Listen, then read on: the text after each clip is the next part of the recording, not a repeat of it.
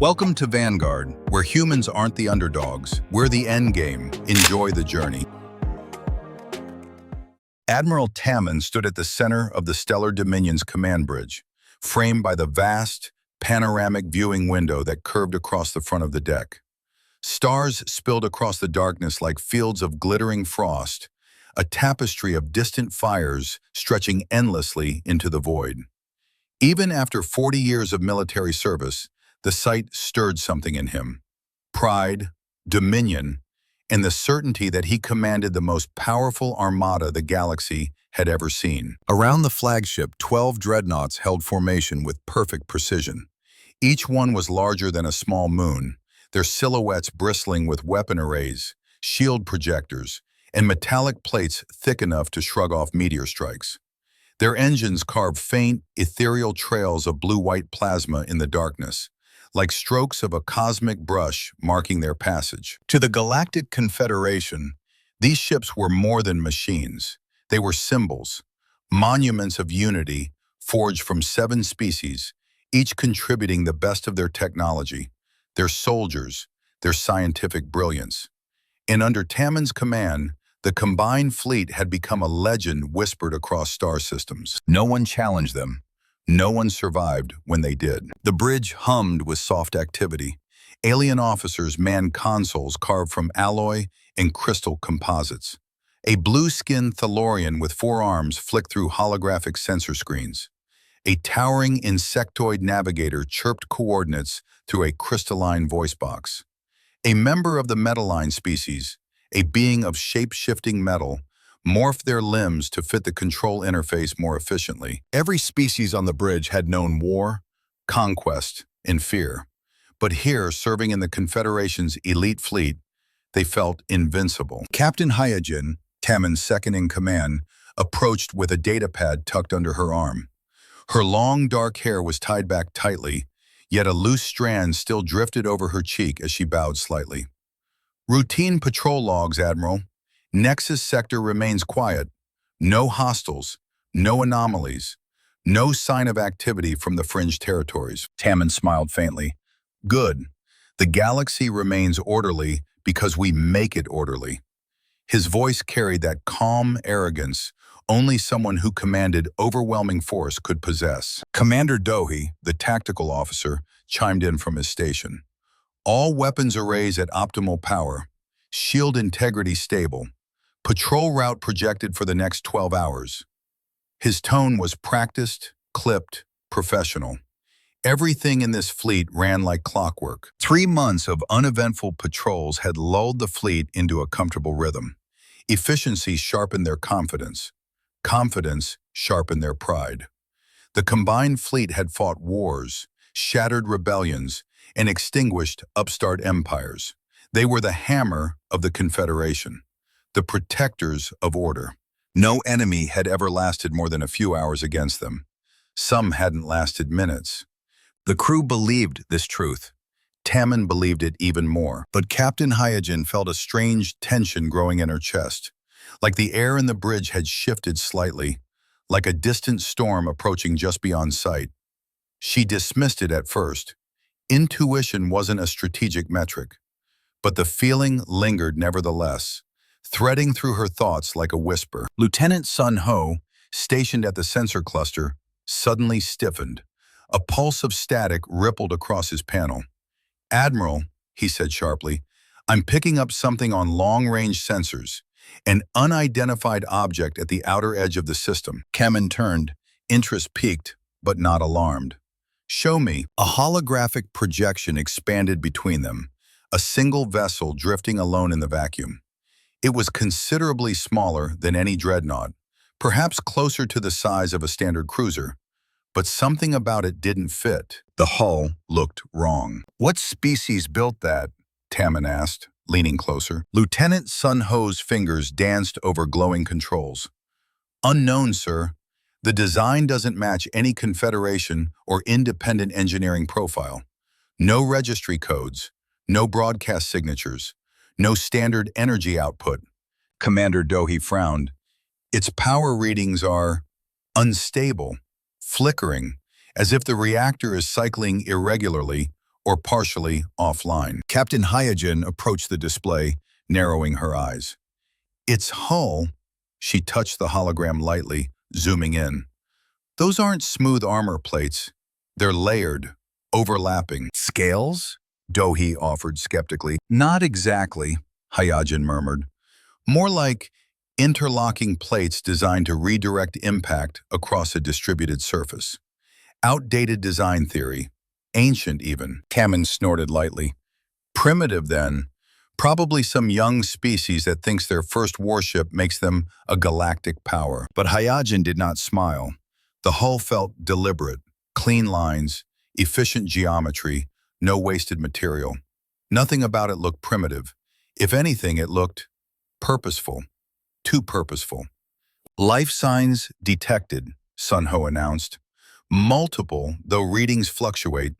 Hard to pinpoint exact numbers. Engines? Kamen asked. No thrust, no maneuvering. The ship is drifting. Could be derelict. Or bait, Commander Dohee muttered under his breath. Kamen ignored the remark. Set course for the vessel. All ships maintain formation. Standard approach pattern. The order pulsed through the fleet's networks.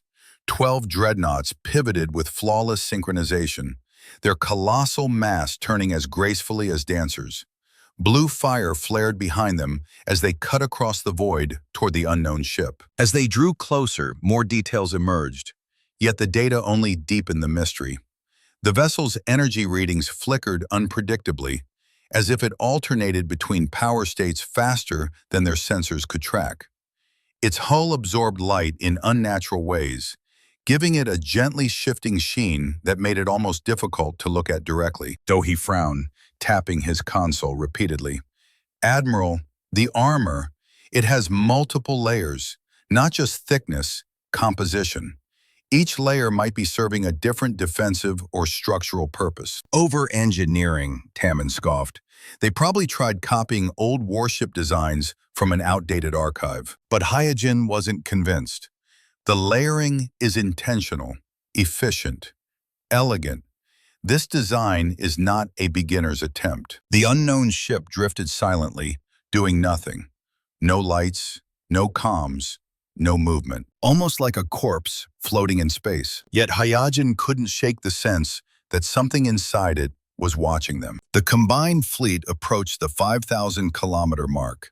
Standard procedure dictated stopping at 2,000 kilometers, close enough to strike effectively, but far enough to avoid surprises. Not that this tiny vessel could threaten them, or so everyone believed. All ships reduce speed, Kamen ordered.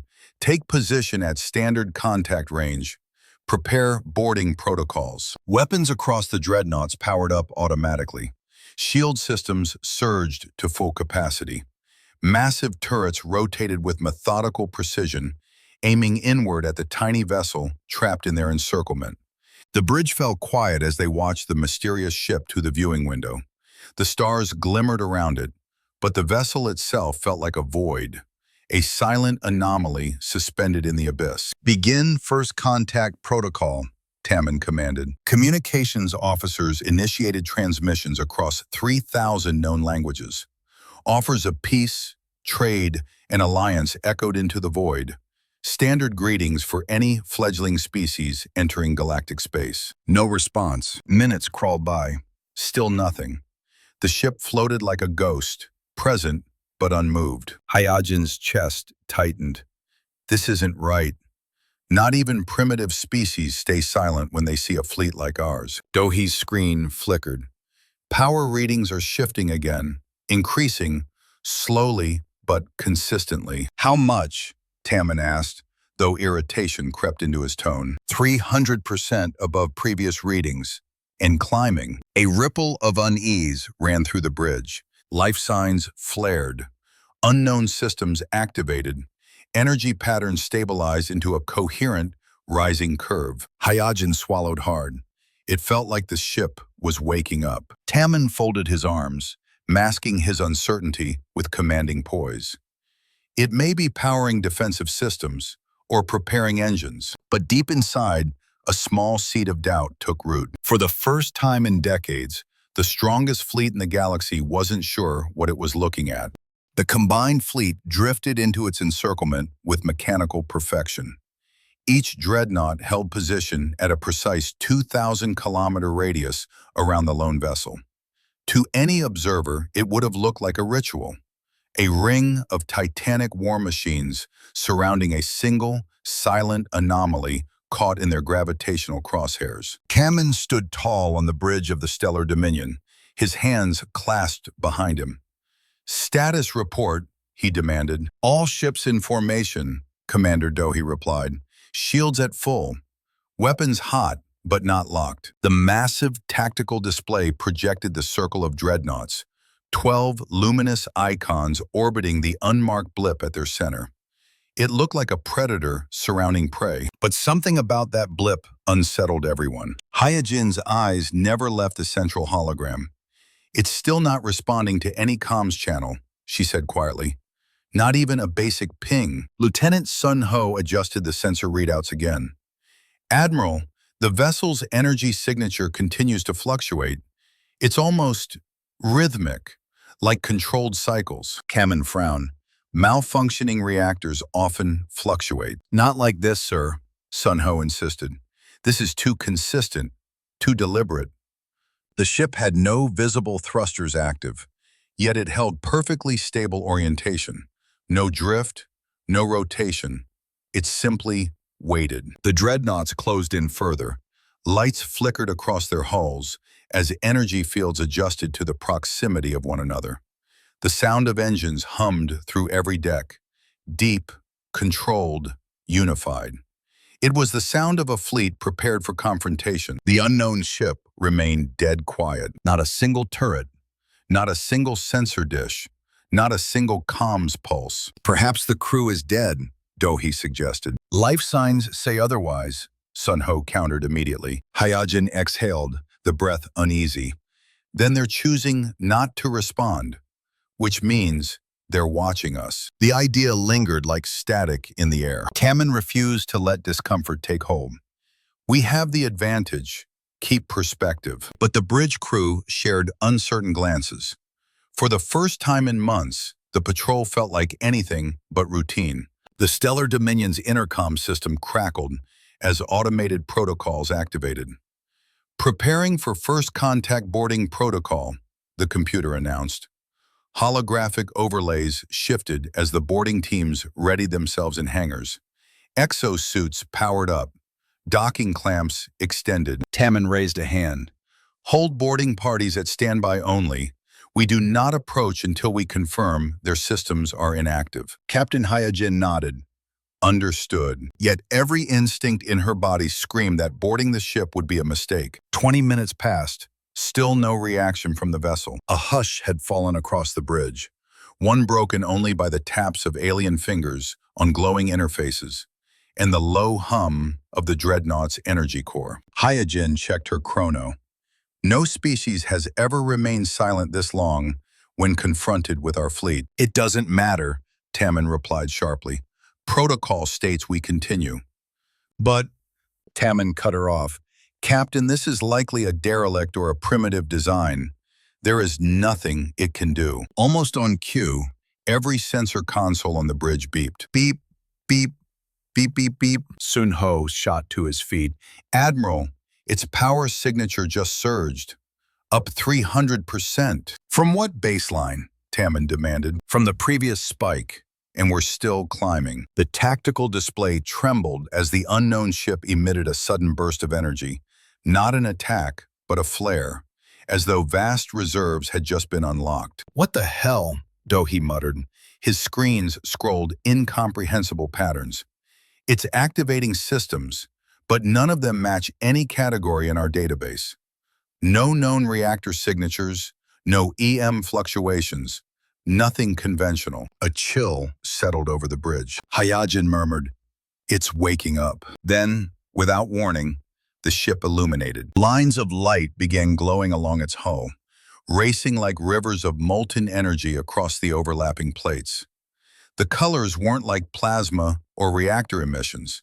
They were cold, smooth, almost alive. It was as if the vessel were breathing. Every officer froze. "What triggered that?"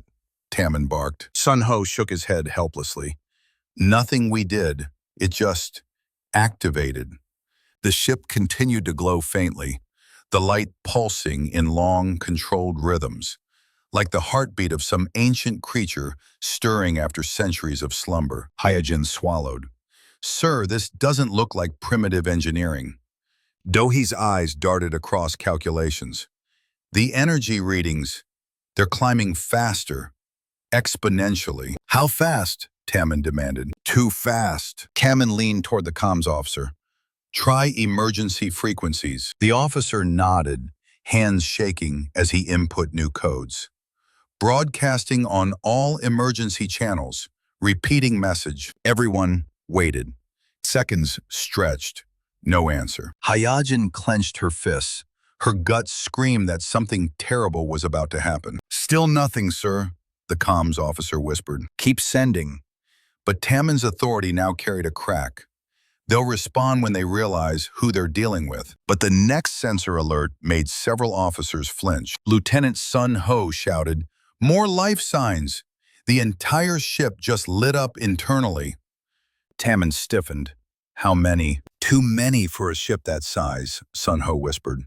Something's not right. It's like hundreds of signatures appearing all at once. Hyojin stepped closer to the sensor station. Impossible. Life signs don't multiply like that. I know, Sun Ho breathed, but they did. One thing was clear.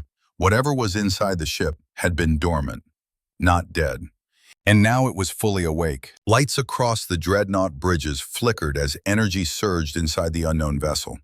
Even at 2,000 kilometers, the readings hit the Confederation ships like a storm. Raise shields to maximum, Tammin ordered. Shields at full power, Dohi confirmed. Weapons calibrated, but not locked. Hyojin's heart pounded. There was no aggression from the ship, no weapons pointed, no movement. Yet her instincts screamed that the danger was real, immediate, and catastrophic. Then, the unknown vessel spoke, not in a strange alien tongue, not in a primitive dialect, but in perfect, flawless galactic standard. Unknown vessels, you are trespassing in human space. Withdraw immediately or face consequences. A silence unlike any before swept across the bridge. Every officer froze. Hyojin felt the blood drain from her face. Galactic standard? That's impossible.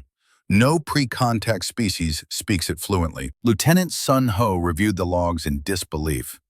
The pronunciation is perfect. Native level. Tammin's disbelief turned into cold anger. Humans?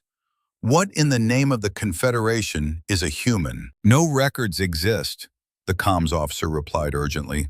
No species by that name in our diplomatic archives. Not one. It was as if the species had emerged from thin air. Hyojin shivered. Sir, the tone of that message, it wasn't fearful. It wasn't confused. It wasn't even hostile. Dohi whispered, it was indifferent, like it already knew everything about us. Tammin took a slow breath, trying to steady his composure. Open a channel. Channel open, the comms officer confirmed. Tammin stepped forward, projecting authority through sheer force of will. Unidentified vessel, he said in a deep, commanding voice.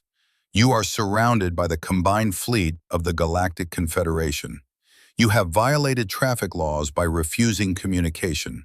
Power down immediately and prepare to be boarded. The reply came instantly, calm, emotionless, unshaken. Hostile intent confirmed.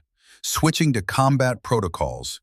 You have 30 seconds to withdraw. Hyojin's heartbeat thundered in her ears. The tactical display updated in an instant. Weapon ports that had appeared decorative on the unknown craft now glowed with terrifying clarity. Systems activated in cascading waves. Energy signatures spiked. Targeting beams snapped toward every dreadnought simultaneously. Dohi's voice cracked. Admiral, it's targeting all 12 ships at once. No species has computing systems that fast. Tammin felt dread sink into his stomach. Hyojin whispered, Sir, This is no primitive vessel. Hammond forced strength into his voice. All ships, battle stations, alarms blared across the fleet. The circle tightened, weapons charged, shields thundered at maximum output. And the unknown vessel, the human vessel, stood silently at the center of it all, waiting. Its countdown continued. 20 seconds. Hayajin gripped her chair, unable to tear her eyes away. Something terrible was coming, something none of them understood, and the humans sounded like they already knew how this would end. The bridge of the stellar dominion vibrated with tension. Red lights flashed along the command consoles, bathing the officers in pulses of warning crimson. Every dreadnought within the formation had raised shields, primed weapons, and braced for an encounter that, until this moment, no one had taken seriously. Yet the human ship at the center of their encirclement remained eerily motionless. Its hull glowed with faint streams of energy, forming geometric patterns, intricate, sharp, shifting with impossible precision. It was as if the vessel were aligning itself with the very fabric of space. 10 seconds, the human voice announced. Calm, cold, absolute. Tamman felt sweat bead beneath his uniform collar. His decades of experience screamed that this was no bluff.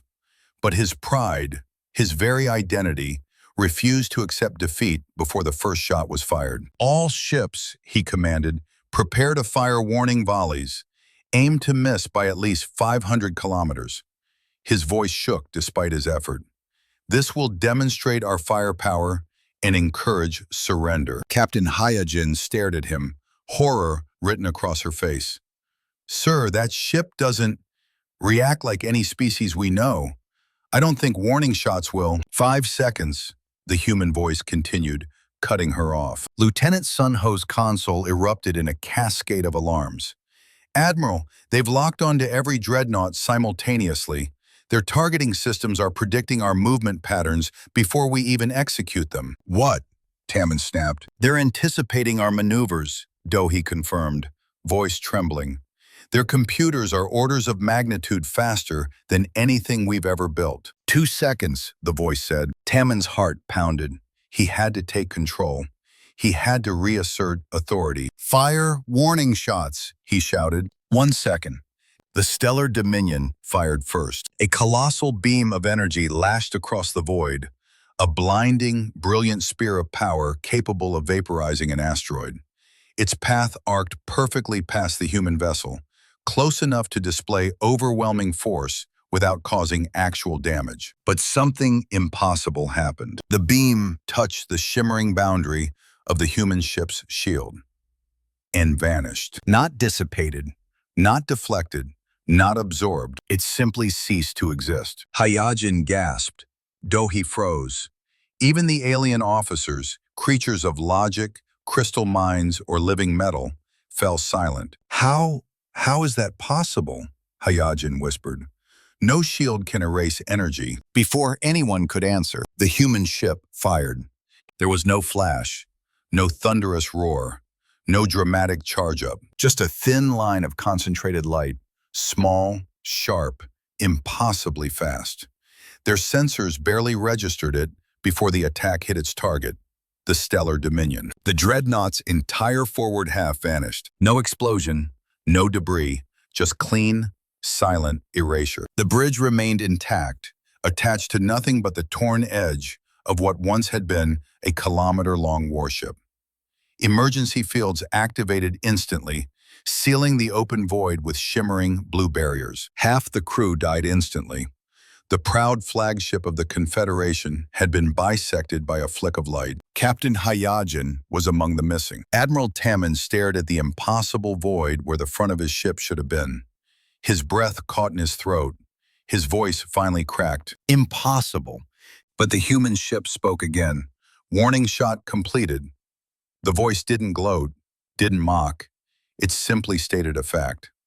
Withdraw immediately. The rest of the fleet erupted into chaos. Commander Dohi finally found his voice. Admiral, we must retreat. We cannot fight this. No, Tamman roared, his face red with fury and terror. We do not retreat from primitives. We are the combined fleet, the strongest military force in the galaxy. But the truth was written across every officer's face. They were prey. They just hadn't accepted it yet. The human ship rotated slightly, its weapon ports shifting like the lenses of a mechanical eye. The patterns on its hull intensified, glowing brighter, as if the ship itself were preparing for autopsy. Its next target, the Vanguard's might. Captain Wubin's dreadnought attempted evasive maneuvers, engines roaring, thrusters flaring in desperate patterns. It didn't matter. The human ship fired a second shot. This one looked softer, less focused, like a ripple in space rather than a beam. It touched the Vanguard's might. Instantly, the dreadnought glowed from within. Every deck, every hallway, every reactor conduit lit up like the skeleton of a dying star. Their star core, the heart of the ship, destabilized. "Star core overload," Dohe shouted, watching readings spiral off the charts. "They turned our reactor against itself." The Vanguard's might erupted in a sphere of blinding light. The explosion was visible from multiple star systems. And when the light faded, nothing remained. Not wreckage, not twisted plating, just scattered atoms drifting in silence. 2 dreadnoughts gone. 1 minute had passed. The third strike came almost immediately. "Eternal glory is losing power," Sun Ho reported.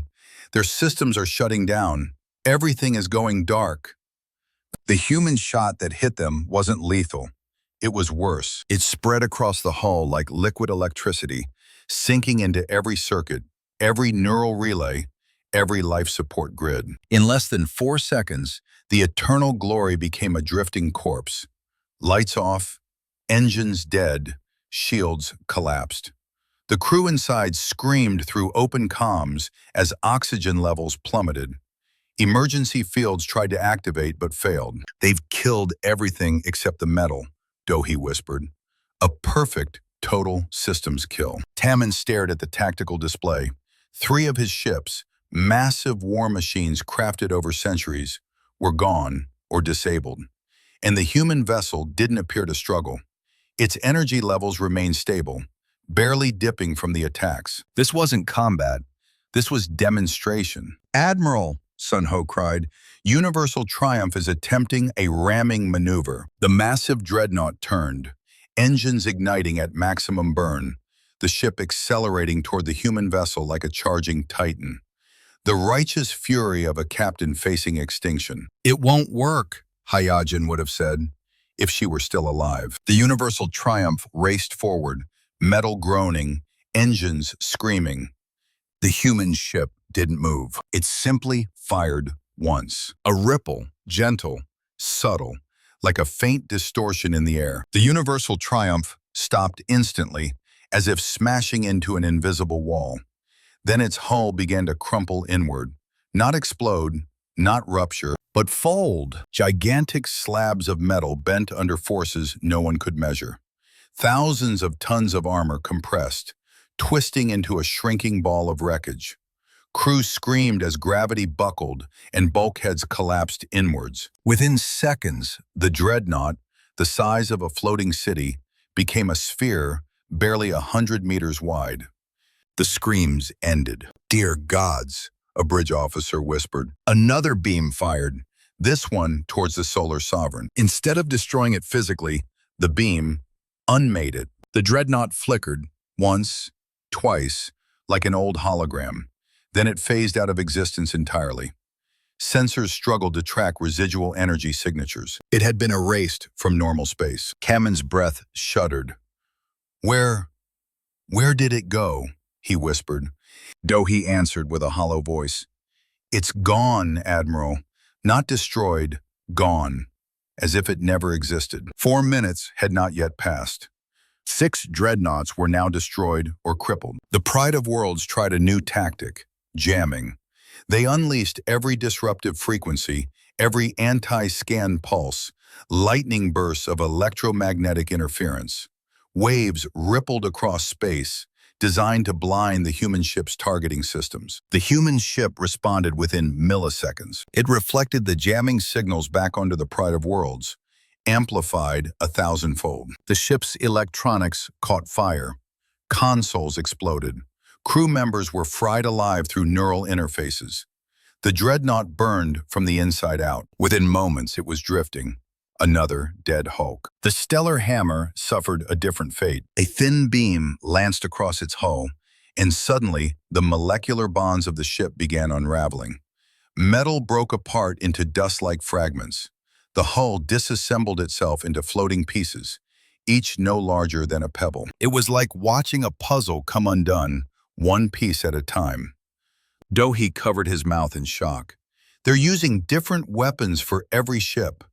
They're studying us, testing how our materials react. 7 dreadnoughts were gone, 4 minutes nearly up. Infinite power is aging, Sun Ho screamed. Admiral, their hull is oxidizing, decaying hundreds of years in seconds. The mighty dreadnought rusted before their eyes. Panels crumbled, beams collapsed, decks disintegrated. Within moments, it was nothing but a floating skeleton of iron dust. Only 4 functional dreadnoughts remained. The stellar Dominion, battered and half destroyed, 3 more, shaken with terror. Tammen stared at his reflection in the main viewport, seeing himself clearly for the first time. Not a proud admiral, but a fool who had led thousands to slaughter. His voice broke. "Fire everything! All ships! Fire everything you have!" But even as he shouted, he knew it was pointless. Dozens of beams, torpedoes, particle blasts, antimatter pulses, all disappeared upon touching the human ship's shields. No effect, no flicker, no scorch mark. Nothing. Humanity did not flinch. Then the human vessel spoke for the final time. "This engagement is concluded. Survivors may withdraw." Its weapon ports dimmed.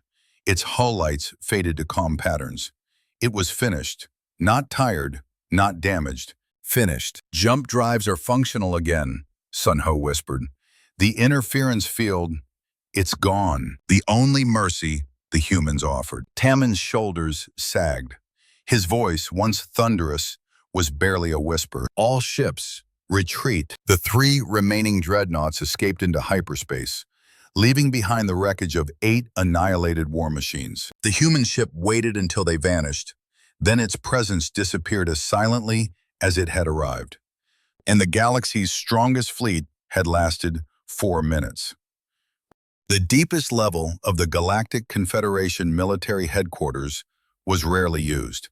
Built beneath layers of reinforced alloy, quantum shielding, and gravity dispersal fields, the subterranean chamber was designed for only one purpose: emergency sessions of existential threat. In the past 1,000 years, the chamber had been activated only twice, once during the Crimson Star Plague and once during the Rogue AI uprising.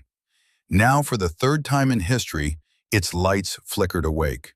Admiral Tammen sat at the long, obsidian table, his uniform wrinkled, face gaunt, eyes sunken from sleepless nights.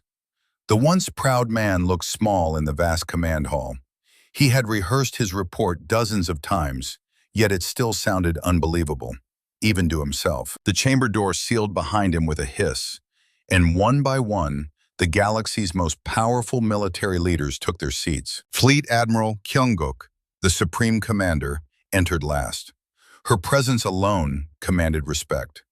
A tall, imposing figure with silver markings etched across her skin, she surveyed the council with cold, calculating eyes before turning to Tammen. "Admiral," she began, her voice steady, "you will explain how the strongest fleet in the galaxy was annihilated by a single unknown vessel." Tammen swallowed hard. His throat was dry, his palms cold. "Yes, Fleet Admiral." He activated the room's holographic projector. Immediately, a 3-dimensional reconstruction of the Nexus battle shimmered to life. 12 dreadnought icons forming a circle around a much smaller blip. Tammen took a trembling breath. The enemy ship used technology far beyond our comprehension. Their weapons bypassed our shields. Their defenses neutralized our strongest attacks. Our ships were destroyed in minutes, each by a different method. General Huan Ho of the Corvoxian Empire leaned forward, mandibles clicking irritably. "Impossible! Our shields can withstand asteroid impacts. Our weapons can crack planets. No single ship could. This hologram is from my tactical sensors, Commander Dohi interrupted. His voice was hoarse, haunted. He had survived the battle, but not untouched. He cued the first strike. The generals and admirals watched in stunned silence. Sensor error, Admiral Subin declared quickly. A malfunction, clearly. All 12 ships recorded identical data, Dohi said quietly. Our systems were functioning perfectly. Next, the display showed the human ship's first return shot. Thin, invisible until the moment it struck the flagship. The stellar dominion split cleanly in half. Gasped, Kyunguk leaned back slowly, grip tightening around her chair. I've never seen a weapon behave like that. Dohi nodded grimly. Because none exist in our domain of physics. They utilize principles we do not, and perhaps cannot, understand. The projection continued. The Vanguard's might exploded in a distant flare of light. The eternal glory went dark. The universal triumph folded in on itself. The solar sovereign phased out of space entirely. The stellar hammer dissolved molecule by molecule. The room grew colder with each death. When the recording ended, silence fell so heavily it felt suffocating. General Huanho broke first. We are expected to believe this? This nightmare? A species with technology surpassing the Confederation? A single ship able to dismantle our greatest fleet? Tammon's jaw clenched. Not surpass, overwhelm. Captain So Young from Intelligence stood. We've been analyzing all available data and there is something else. She signaled her assistant, Lieutenant Inho, who nervously uploaded a series of ancient star maps and text fragments into the hologram. These records date back nearly 1,000 years. They mention a pre-space flight species called humans from a world named Earth. The Confederation attempted to relocate them after a mining accident damaged their planet. Kyunguk arched an eyebrow. And what happened to them? Inho swallowed hard. Their colony ship vanished, lost on the galactic rim. No further records exist. A chilling realization settled over the room. So, murmured Admiral Subin, they developed in isolation for 1,000 years? So Young nodded. Without influence, without shared technological limitations, without any exposure to Confederation science or doctrine. Huanho scoffed. Primitive species do not leapfrog thousands of years of development. Dohi gave a humorless laugh. Unless they discovered something our entire galaxy overlooked. Kyunguk pressed her fingertips together, thinking deeply. What was their technological level when the colony left Earth? Inho read from his pad. Primitive. No energy weapons, no faster-than-light travel, no advanced materials. They barely had chemical rockets. And now, they had weapons that manipulated matter, energy, and space like clay. A hush fell again. Tammin rubbed his eyes. In the centuries we bickered over territory, they advanced in ways we couldn't imagine. While our minds stayed bound to known physical limits, theirs evolved freely. The implications were terrifying. Do we know how many ships they possess? Kyunguk asked. Dohi pulled up deep scan surveillance gathered after the battle. Instead of calming the room, the data ignited panic. We detected at least 47 vessels patrolling the boundaries of what they call human space. And, he hesitated, each one is larger than the ship that destroyed our fleet. The chamber erupted. That's impossible. We must mobilize our armies. We need a preemptive strike. This threatens the entire Confederation. Kyunguk raised a hand, and the room gradually fell silent. Captain So Young cleared her throat. There's more. Intelligence has discovered unusual energy signatures across Confederation territory, dating back centuries. They match human technological signatures perfectly. Kyunguk stiffened. You're saying they've been watching us? For a very long time, So Young confirmed. We never detected them. Their stealth systems are beyond anything we possess. The realization crashed through every mind in the room. Humanity had not just revealed themselves. They had studied the galaxy for generations. Waiting, preparing, watching. General Huan Ho's voice trembled with uncharacteristic fear. We are no longer the dominant power. Kyunguk stood, her voice heavy with new gravity. We need strategies, contingencies, diplomatic channels. We must adapt before this becomes a war we cannot win. But deep down, everyone in the room knew the truth. If humanity wanted war, there would be no war, only endings. And so, the High Command of the Galactic Confederation, dominant rulers of known space, sat in a chamber of polished metal and faced a truth they never expected. A new age had begun, and they were no longer at the top. The political atmosphere across the Galactic Confederation shifted from panic to near hysteria within days. News of Tammon's defeat leaked despite High Command's attempts to contain it. Every species, every colony, every intelligence network whispered the same unthinkable truth. A single human warship destroyed the strongest fleet in the galaxy in 4 minutes. Fear had a scent, and it spread like wildfire. The Korvoxian Empire responded first. Their military, famous for aggression disguised as training exercises, mobilized fleets near the border of human space. And then they vanished. 57 Korvoxian warships simply blinked off Confederation sensors without a distress call, without debris, without warning. At the High Command, the alarms blared. Lieutenant Wuang burst into the chamber, panting. Ma'am, Admiral Kyunguk, we've lost contact with the Korvoxian Third Fleet. How long ago? Kyunguk demanded. 3 hours ago. And he swallowed hard. Human energy signatures were detected moments before they disappeared. The room froze. If humanity had destroyed 57 warships, the situation was already beyond catastrophic. But then another transmission arrived. This one from human space. A single, calm message. The Korvoxian vessels are intact and their crews unharmed. They are currently in human custody. Request diplomatic dialogue to resolve the incident. Silence consumed the chamber. Admiral Dongwu spoke first. They didn't kill them? Captain Moran whispered. They're powerful enough to annihilate them instantly. But they didn't. A realization dawned across the room. Humanity was not looking for war, but they would not tolerate violations. Kyunguk straightened, the weight of leadership heavy on her shoulders. Prepare diplomatic contact. Find a representative. Commander Ya Jin, who had survived the destruction of the Stellar Dominion by sheer luck, stepped forward. I volunteer. Kyunguk studied her. You've seen them up close. You understand the stakes. Very well.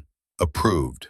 The diplomatic station in neutral sector 779 was small, newly constructed, and utterly unprepared for what was about to occur. Its sterile white halls and polished metal surfaces gleamed under harsh artificial lighting.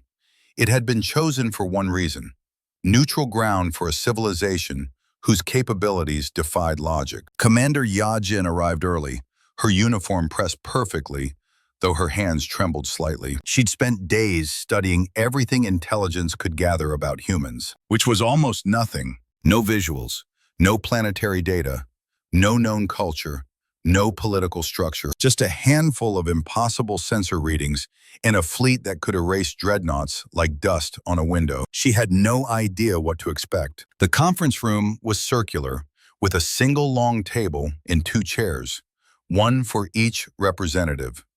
Every species in the Confederation watched remotely through encrypted feeds, their governments anxious, terrified, and desperate. Yajin breathed deeply, steadying herself. Calm, show respect, no sudden moves, follow protocol. Then the doors slid open. A single human walked in, and everything Yajin expected shattered. He looked normal, average height, brown hair, simple uniform, no weapons, no glowing armor, no cybernetic enhancements. He could have passed for a member of any humanoid species within the Confederation. His calm presence unsettled her more than any monstrous appearance could have. He approached with an easy, confident stride. Commander Yajin, he said, extending a hand. I'm Ambassador Junho, representing the Earth Defense Command. Thank you for meeting with us.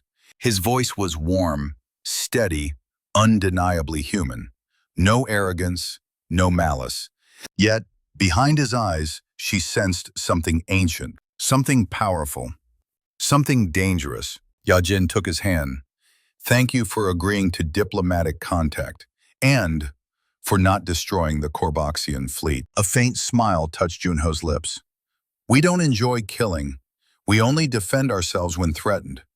The Corboxian vessels entered our space without permission. They approached in an attack formation. We responded appropriately. Yajin nodded slowly. What are your terms for their release? Simple, Junho said. Recognition of human territorial boundaries.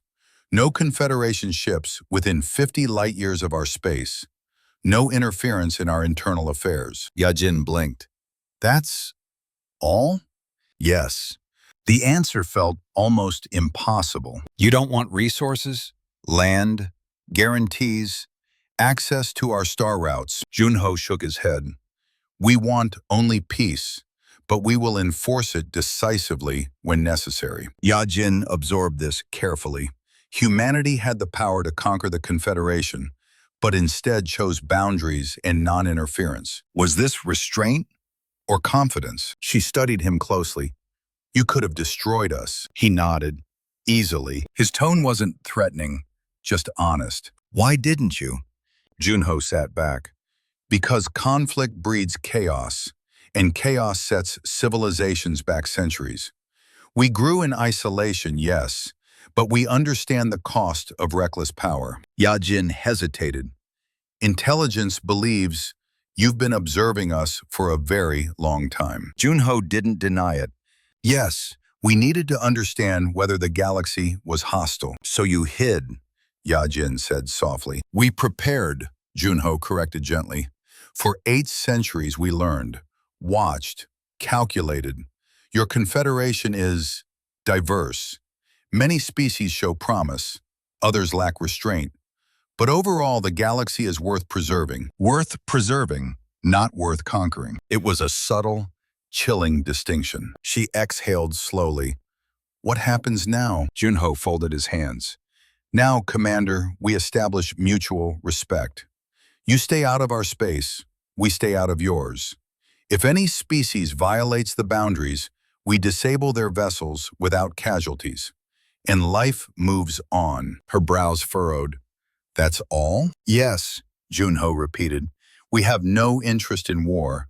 War wastes potential. Yajin sensed sincerity in his voice, but also something deeper, an unspoken warning. She pressed further. And if the Confederation refuses? Junho met her gaze calmly. Then we secure our borders as needed. But you could wipe us out, she said. It wasn't a question. Junho didn't blink. We could. A cold ripple moved through her spine. But, he added softly, we prefer not to. Peace is easier. For a moment, neither spoke. Behind them, dozens of Confederation leaders watched from afar. They saw not a monster, not a tyrant, but a human, ordinary and terrifying in his simplicity. Yajin finally extended her hand again. Then let's sign the treaty. Junho shook her hand firmly. Agreed. As they prepared documents, she caught something in his expression, almost sadness. Commander, he said quietly before leaving, don't fear us. Humanity grew strong because we had to, because we were alone. But we do not seek mastery, only safety. She nodded. In peace? Peace, he confirmed, for those wise enough to accept it. The human ambassador left, and the doors sealed behind him. Yajin inhaled deeply, only then realizing she had been holding her breath almost the entire meeting. She whispered to herself, they learned to survive without us, but can we survive beside them? And in that moment, she understood. Humanity didn't merely hold power, they held patience. And that was far more frightening than anything she had imagined. The treaty between humanity and the Galactic Confederation was signed within a week, an astonishing speed for a government notorious for centuries-long debates. But fear accelerated everything. Fear made even ancient political rivals sit together. Fear forced unity. No species wanted to become the next 4-minute example. Across the Confederation's core worlds, holographic news banners displayed a single headline: Humanity confirmed. Treaty of coexistence enacted. No fleets allowed within 50 light-years of human space. Some citizens cheered the peace. Others demanded retaliation. Many, quietly and privately, prayed, because the Confederation had encountered a civilization that transcended them, not through mysticism or legend, but through science, precision, and discipline. Humanity had risen from obscurity, and now they shaped the galaxy's future simply by existing. Commander Ya Jin was appointed the official human liaison, a role no one envied. She had met the human ambassador once, yet her memory replayed the meeting endlessly, not because he had threatened her, not once, but because he hadn't needed to. Power didn't need volume. Power spoke softly. She arrived in her new office on Zenturi Prime, a sleek, glass-walled communications center built specifically to maintain stable contact with Earth Defense Command. Every console glowed with the Confederation's most advanced communication technologies. She took her seat. Establish link with human diplomatic relay, she ordered. The communications technicians began transmitting through the approved channels. The connection stabilized, and as always, a simple text acknowledgement appeared. Transmission received. Earth Defense Command online. No hologram, no face, no ceremony. Just the quiet efficiency of a civilization that didn't need to show off. Yajin spoke clearly.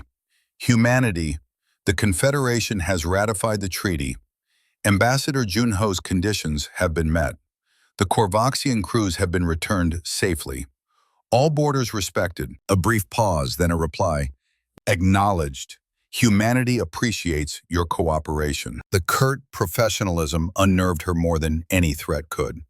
She exhaled. Do you require anything further from us? Another pause. No. We will continue our observations.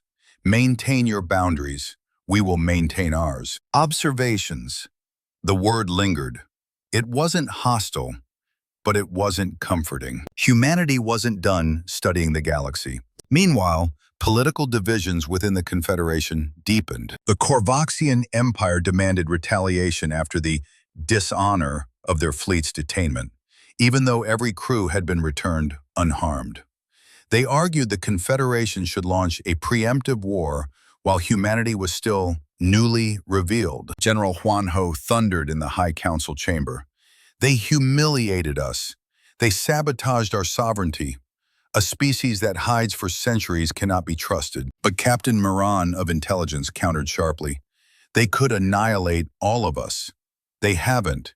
That restraint is the only reason we're still alive. Several species took a neutral stance. Others, like the Machine Federation, expressed fascination with humanity's technology.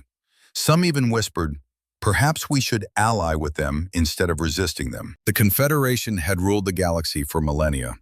Now that rule felt fragile, hollow, and temporary. Yet, despite the chaos, the border around human space remained quiet. Reconnaissance probes that ventured too close were gently disabled, never destroyed, and carefully returned.